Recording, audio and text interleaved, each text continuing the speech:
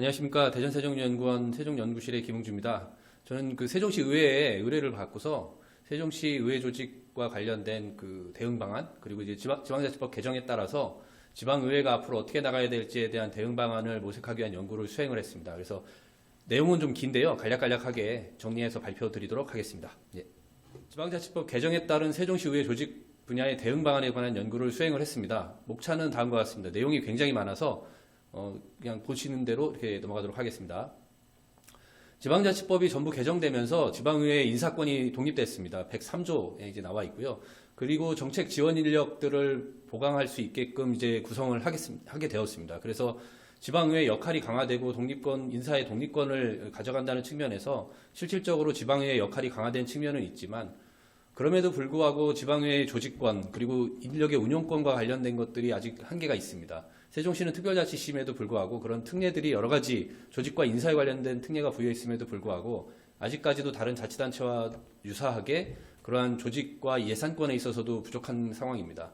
특히 지방자치단체의 행정기구 및 정원 관리 등에 관한 규정에 따라서 기준인건비가 적용되고 그에 상응하는 조직 인력과 운영과 관련된 부분에 대한 제약이 크기 때문에 그러한 부분을 향후에 어떤 방식으로 우리가 개선해 나가야 될지에 대한 연구를 수행을 했습니다. 지방자치법 전부 개정이 된 상황에서 그 상황에 맞는 법령 검토, 세종시 의회 현황 진단, 대응 방안을 마련해야 되는 시점입니다. 그래서 넘어가도록 하겠습니다.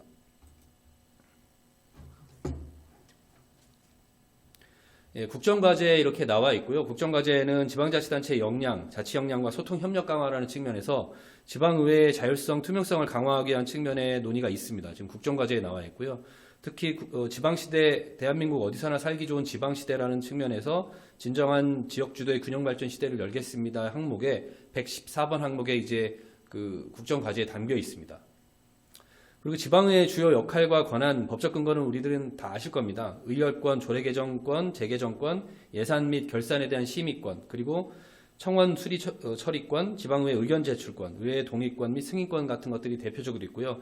행정사무 감사와 관련된 것도 이제 나와 있죠. 이렇게 들어가 있습니다. 그리고 지방의회 연역은 보시는 바와 같습니다. 민선 8기까지 이어졌고요. 세종시 같은 경우는 시정 4기까지 이어져 내려오고 있습니다. 그리고 지방자치법이 1949년에 제정이 되면서 1961년까지 1년의 지방자치에 관한 임시조치법이 만들어지면서 1961년도에 지방자치가 실질적으로 중단됐습니다. 그 이후에 1991년에 지방의회가 부활되고 95년에 지방자치단체장의 선거를 통해서 본격적으로 1995년부터 실질적으로 지방자치가 부활했다고 보시면 될 것 같고요.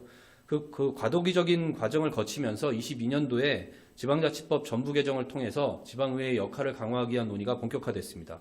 그래서 다음 법과 같이 지방의회 인사권 독립부터 해서 정책 전문 인력 도입, 의회 운영 자율성, 정보 공개부터 해서 의회 책임성 강화까지 법적으로 이렇게 개정이 이루어졌습니다. 보시는 바와 같습니다. 그래서 이러한 여러 가지 대외적인 여건들, 특히 그 법의 변화를 통해서 지방자치법 개정을 통해서 향후에 지방의회가 어떤 식으로 대응해 나갈지에 대한 지금 고민이 필요한 시점이고요. 그러기 위해서 세종시 역시 세종시의 환경 분석 및 현황을 진단을 했습니다. 그래서 수합 분석을 하기 위해서 다음과 같이 대외적 환경을 분석을 했습니다. 그래서 현재 일극 중심의 수도권 중심 체제에 대한 부분, 그 수도권 중심 체계를 어떻게 해결할 것인지에 대해서는 무엇보다 지방 분권 및 자치가 이루어져야 된다는 그러한 논의들, 그것이 대통령직 인수위원회의 그 실천 과제로 반영이 됐고, 현재 국정과제에는 지방의회 자율성 및 투명성 강화 측면에서 지방의회 역할을 강화한다는 논의가 본격화되고 있습니다. 이게 국정과제에 담겨 있고, 이것은 지방자치와 분권 측면에서 굉장히 중요한 조항 중에 하나입니다. 그리고 이제 그 지방자치법 개정에 따라서 지방의회가 다음과 같이 이런 변화를 거치게 될 수 있었고요. 이런 상황 역시도 대외적 환경 변화에 속한다는 측면에서 요약 정리를 다시 했습니다. 그리고 세종시의 지리적, 대내적 환경으로서 지리적 사회적 여건을 분석하고 세종특별자치시의 그 중앙 집권, 우리나라의 중앙에 있다라는 측면, 그렇다 보니까 지리적인 접근의 용이성들이 충분히 있고, 그리고 이제 국가기관의 중요기관들이 이전하면서 국책기관들도 이전하고, 인적인 우수 인력들을 확보할 수 있고, 그리고 비즈니스 환경이나 교류 및 협력 네트워크를 형성할 수 있는 그런 여건들을 조성했습니다. 인구 증가들도 지속적으로 이루어지고 있고요. 그리고 대내적 환경으로 세종시의회 적극적인 대응 노력들이 병행되고 있습니다. 그래서 정책 지원관을 10명을 채용했고 2분의 1까지요. 그리고 의회 사무처의 조직 개편을 단행하면서 적극적인 행보를 보이고 있습니다. 그리고 예결위를 신설하면서 상임위에 대한 역할들을 조금씩 강화해 나가고 있습니다. 물론 특별위원회이기 때문에 특별위원회가 원래 그 예결위가 운영위원회에 있다가 운영위원회에서 특별위원회를 분리하면서 예산과 결산과 관련된 여러 가지 역할들을 강조해 나갔다고 보시면 될 것 같습니다. 그리고 특별자치시로서 세종시의 지위가 역시 중요한 부분인데요. 세종시법 3조의 국가책무에 의하면 행정적 자주권을 제고하도록 되어 있습니다.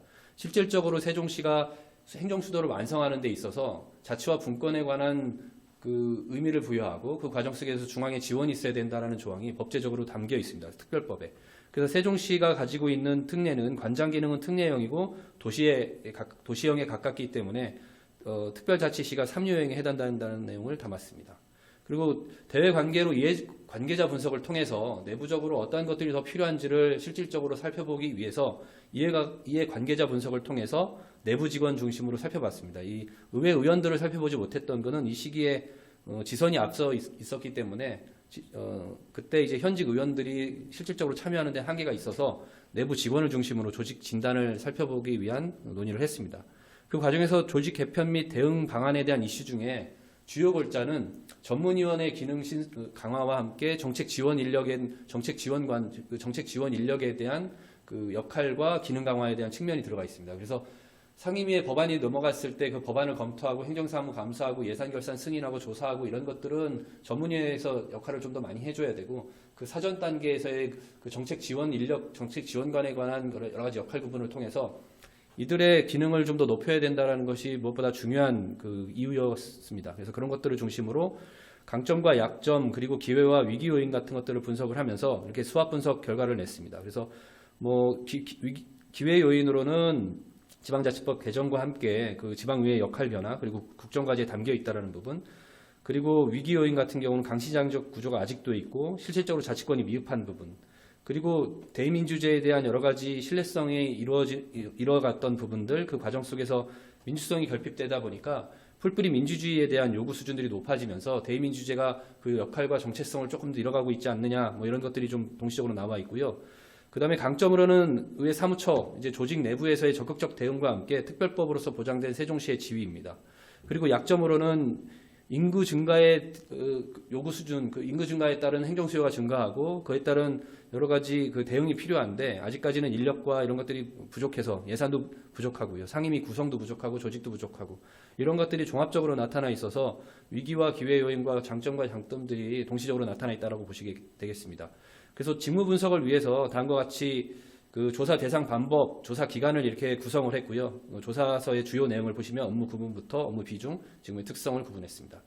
그래서 인구 사회적 특성으로 설문조사를 먼저 하면서 앞서 말씀드렸듯이 제가 이해관계자 분석을 했었던 결과와 설문 내용이 거의 유사합니다. 실질적으로 입법 및 정책 위반에 관련된 지원과 의안 심의와 심사 지원과 관련된 부분을 우리가 살펴볼 수 있을 텐데 실질적으로 전문위원회의 역할과 정책 지원관에 관한 역할이 혼동되어 있을 뿐만 아니라 이들에 대한 기능이 굉장히 보강되어야 된다. 그리고 이 정체성이 보다 확보되어서 기능 강화를 통해서 실질적으로 지방의회의 지원을, 의원들의 지원을 좀 더 강화시켜 나가야 된다는 측면이 보다 강하게 아니면 함의를 주면서 본 연구 결과를 보여주고 있습니다. 기능 분석을 했고요. 기능 과정 속에서 핵심 업무에 대한 투입이 상대적으로 적게 났다는 부분, 의사입법 담당관의 경우는 고유 업무가 좀 더 그래도 그중에 사무처 안에서는 높게 나타나지만 인적 구성과 기능 개편이 아직도 필요하고 전문위원 역시도 상대적으로 그 고유에 맞는 핵심 기능을 재편해야 될 필요성이 있다는 것을 살펴보면 역시도 전문 정책 지원관과 함께 전문위원회에 관련된 그 논의가 핵심적으로 들어가 있지 않느냐라고 생각을 되고요. 그 과정 속에서 도출된 검토 사항들입니다. 조직 개편을 이런 식으로 하고 조직 개편 과정 속에서 법제도적으로 어떤 식으로 나가야 될지를 좀 설명하고 있는 내용이기 때문에 본 자료로 가름하도록 하겠습니다. 시간이 없기 때문에. 그래서 그 인사권 독립에 따라서 실제 조직 및 인력 운영에 대해서 다음과 같은 사항이 검토가 필요하다. 의회 직렬 혹은 의회 직류의 신설이 필요하고 그 과정 속에서 직렬로 가면 의회 직렬이 소수화될 수 있기 때문에 직류로 포함해서 직렬 안에 포함시켜서 가자라는 얘기도 있습니다. 왜냐하면 뭐 사회복지 직렬, 의회 직렬, 뭐 일반 행정 직렬 이렇게 쭉쭉쭉 나눠졌을 때 사회복지 직렬이나 뭐 일반 행정 직렬이 훨씬 많기 때문에 의회 직렬로 나갔을 때 직렬의 그 규모가 굉장히 작으면 위축될 수 있기 때문에 예를 들면 일반 행정 직렬에 의회 직렬을 넣어서 의회를 넣어서 직류에 포함시킨다면 이렇게 축소되지 않는, 그러니까 그 안에서 들어가서 일반 행정 직렬로 분류될 수 있기 때문에 좀 보기가 좋지 않느냐, 뭐 이런 얘기들 좀 있었고요. 기준 인건비를 좀 검토해야 될 사항. 왜냐하면 정부에서 정해놓은 가이드라인 안에서 기준 인건비 안에서 이루어지기 때문에 그 인력의 증원 같은 경우. 그렇다 보니까 집행부가 인력에 대한 여러 가지 권한을 가지고 있고 의회에서 여러 가지 인력을 증원하려고 한다면 집행부의 허락을 득해야 됩니다. 그래서 그런 과정 속에 있기 때문에 중앙정부와 지방정부 간의 갈등의 문제가 아니라 지방정부 내의 자치단체 집행부와 의회 간의 갈등으로 비춰질 수 있는 경향성이 농후합니다. 그래서 그런 것들 때문에 기준인건비를 좀 더 보강해야 되는 부분, 그리고 그 과정 속에서 그 의회 사무처의 직급이라든가 여러 가지 인사거리 같은 것들을 종합적으로 이뤄내야 되는 부분들을 담았습니다. 그래서 그 과정 속에서 이 기본 방향에 대한 인력 증원 계획을 5개년 계획으로 삼아봤고요. 그리고 단기적으로는 의정 담당관을 증원하고 정책 지원 담당을 신설하고 지금 정책 지원관을 정책 지원 담당으로 해서 조금 더 증원한 상태로 그 기능을 보강해 나가는 거죠. 전문위원실 역시 증원해야 됩니다. 현재 대통령령에 의해서 보면 15조에 의하면 2명 1명입니다. 20명 정원이 안 되기 때문에 정수가 지역구로. 그렇기 때문에 전문위원이 실질적으로 만들어질 수가 없기 때문에 제약돼서 상임위를 지원할 수가 없습니다. 그래서 실질적으로 상임위 구성이 제대로 안 되는 부분이 종합적으로 이루어지기 때문에 지방자치법이나 예를 들면 지방자치법 64조 같은 경우에 의하면 상임위 신설을 하는 데 있어서는 지자체 자율로 정해져 있습니다. 의회가 자율적으로 하고 있지만 전문위원을 신설하거나 조직을 만들거나 이런 임명을 하는 데 있어서는 대통령령에 걸려 있기 때문에 실질적으로 상임위를 만들어가는 과정이 중앙정부로부터 컨트롤을 당한다. 뭐 이렇게 보시면 될 것 같습니다. 단기적 개편안과 장기적 개편안으로 쭉 이렇게 이루어지고 있고요. 24년도에는 좀 전문위원실을 좀 신설하는 것, 상임위를 좀 구성하는 것, 이런 쪽으로 좀 구성되어 있습니다. 그래서 무엇보다도 조직 개편안 과정 속에서 의회 사무처장의 그 직급을 상향시켜야 된다. 부시장은 1급인데 이제 사무처장이 현재 2급인데 좀 결을 맞춰야 어떻게 보면 집행부를 견제할 수 있는 역할들을 가질 수 있기 때문에 그런 것들을 검토해야 되고 사무처 아래에 사무처장 아래에 3급에 대한 직제를 신설해야 될 필요가 있습니다. 왜냐하면 집행부에서 파견오거나 전입을 한 그 직원 같은 경우 실질적으로 4급에서 딱 그 승진이 끝나기 때문에 승진 접체 현상이 일어날 수 있습니다. 그래서 지방의회의 우수 인력들이 넘어올 수 있는 여건들이 조성되지 않을 수 있기 때문에 그 과정 속에서 여러 가지 직급을 하나 늘려주고 승진을 좀 해소할 수 있는, 승진 적체를 해소할 수 있는 이러한 틀이 필요하고요. 그리고 전문위원실이든 이런 전문위원실이 신설될 수 있는 여건이 필요합니다. 그래서 대통령령을 개정해서 현재 20명 이하는 뭐 10명 이내의 정수로 두고 6명 이런 식으로 해서 5명 뭐 이런 식으로 해서 그 전문위원회 정수를 좀 더 바꿔갈 수 있는 방안이 필요하다는 말씀을 드리고요. 그 과정 속에서 조직 개편안을 담았습니다. 그래서 사무처장 같은 경우는 지방자치법 103조 안에서 구성을 할 수 있지만 정원과 그 직급과 관련된 거는 또 대통령령에 규정이 돼 있기 때문에 실질적으로 사무차장을 만들 수가 없고요. 의정 담당관이나 뭐 이렇게 뭐 구성은 될 수 있지만 그 인력과 인력과 직급에 관련된 구성 역시도 실질적으로 집행부로부터 허가를 득해야 되는 그러한 상황입니다. 그래서 실질적으로 자유롭게 만들어낼 수 없다라는 부분이 있고요.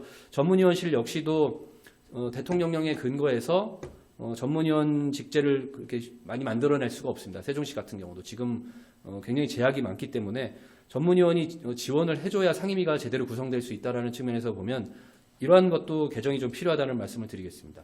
그래서 종합적으로 지방의 독립적인 조직권 및 예산 편성권이 굉장히 중요하고요.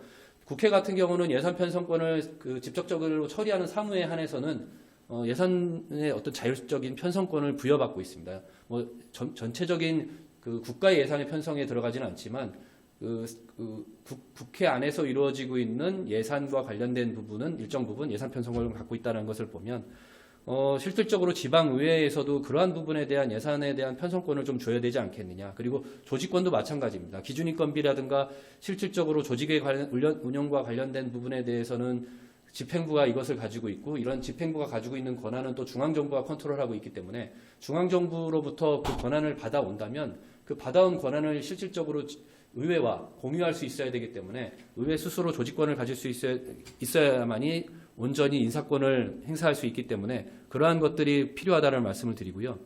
그리고 앞서 말씀드렸듯이 의회 사무처장의 직급 상향과 상급 국장 신설, 그리고 상임위의 전문위원회 직급을 좀 더 자유롭게 결정할 수 있도록 좀 그 폭을 넓혀주는 것. 그 다음에 의장 자문기구 같은 것들을 설치 운영할 필요도 있다는 말씀을 드리고요. 그리고 의원 정수 확충을 위해서 조례특례도 필요합니다. 제주특별법에 의해서 제주도는 도의 정수를 인구 구성 대비 45명까지 지역구 의원을 만들 수 있는데 세종시는 39만 명, 40만 명에 육박하는데 현재 18명입니다. 원래 공직선거법상 19명이 최소 기준이라고 얘기를 한다면 세종시 같은 경우는 최소 기준도 맞추지 못하는 18명의 의원 정수를 지역구로 가지고 있는데 그러니까 특별자치시로서의 자치권을 부여받은 도심에도 불구하고 상당히 그러한 부분의 한계가 크다라는 말씀을 드리겠습니다. 그래서 제주도는 이와 별개로 일반법에 대한 적용을 배제한 상태에서 조례로 적용할 수 있다는 측면에서 살펴본다면 세종시 역시도 이러한 측면의 법안을 검토하고 특별법에 담아야 되지 않겠느냐라고 생각을 하고요. 승진 적체 해소를 위해서 통합 인사제도를 임의 규정으로 하지 말고 의무 규정으로 우리가 좀 더 개정해야 되지 않겠느냐. 그래서 인사교류가 조금 더 자유롭게 이루어지고 의회 교육 기능 역시도 굉장히 제한적인데 의회 교육 기능을 강화시켜 나가야 될 필요성이 있습니다. 그 과정 속에서 지방공무원법 개정해서 도내에 그 의정연수센터 같은 것들을 선출할 수 있겠거나 아니면 현재 그 공무원 교육과 관련된 그 과정에서 의회에 관련된 특화교육을 신설하는 방안도 필요할 것 같습니다. 그리고 마지막으로는 감사권에 관련된 내용인데 이것은 집행부와 어떻게 해결해 나가는 문제가 있겠지만 실질적으로 행정사무와 행정사무를 조사하는 부분에서는 지방의회가 역할을 하고 있는데 지방의회가 조사권은 있지만 감사권은 없습니다. 그렇다 보니까 의회에서 요구하는 것들은 감사와 조사를 합치자라는 얘기들이 있습니다. 그래서 감사권을 확보하자는 논의가 있지만 이 부분에 대해서는 조금 더 조심스러운 접근이 필요하다라는 말씀을 드리고요. 이러한 어떤 그 정책적 제안이 필요하고 향후에 지방자치법 개정과 함께 지방의회의 역할은 결국은 지방민주주의가 실현된다는 측면에서 굉장히 중요한, 특히 주민의 복리를 증진한다는 측면에서는 지방의회의 역할이 굉장히 중요하기 때문에 그러한 측면에서 지방의회의 독립성이 굉장히 중요하다는 말씀을 드리고 본 발표를 마치겠습니다. 예.